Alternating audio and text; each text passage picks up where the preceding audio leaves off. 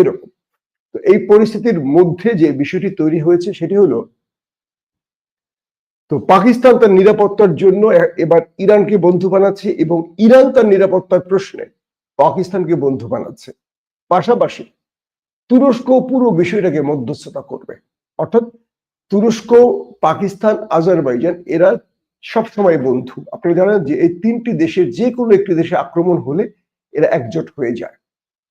পাকিস্তান, তুরস্ক, আজারবাইজান, সঙ্গে আরো কিছু দেশ আছে, আর তুর্কমেনিস্তান সহ অনেকগুলো দেশ আছে। এগুলো হলো তুর্কি জাতিগোষ্ঠীর যে দেশ। তো এই তিনটি দেশ নিজেদেরকে ভাই বলে, আপন ভাই বলে। পাকিস্তানে আক্রমণ সঙ্গে সঙ্গে আজারবাইজান, তুরস্ক চলে এসছে। আবার আজারবাইজানে আর্মেনিয়ার যুদ্ধে পাকিস্তান চলে গেছে, তুরস্কে চলে গেছে। বিষয়টি হলো এরকম।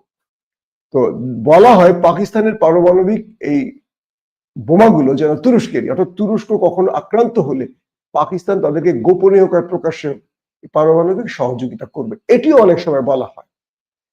এই পরিস্থিতিতে তুরস্ক যে কাজটি করতে চাইছে সেটি হলো দখলদের বিরুদ্ধে তারা একজোট হতে যাচ্ছে এবং তারা একজোট হয়ে যে কোনো ভাবে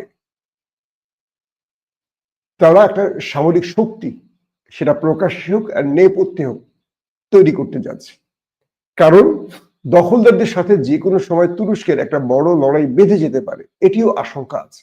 আর অন্যদিকে ইরানে আক্রমণ শেষ, আবার নতুন করে ইরানে আক্রমণের পরিকল্পনা তৈরি করছে দখলদাররা।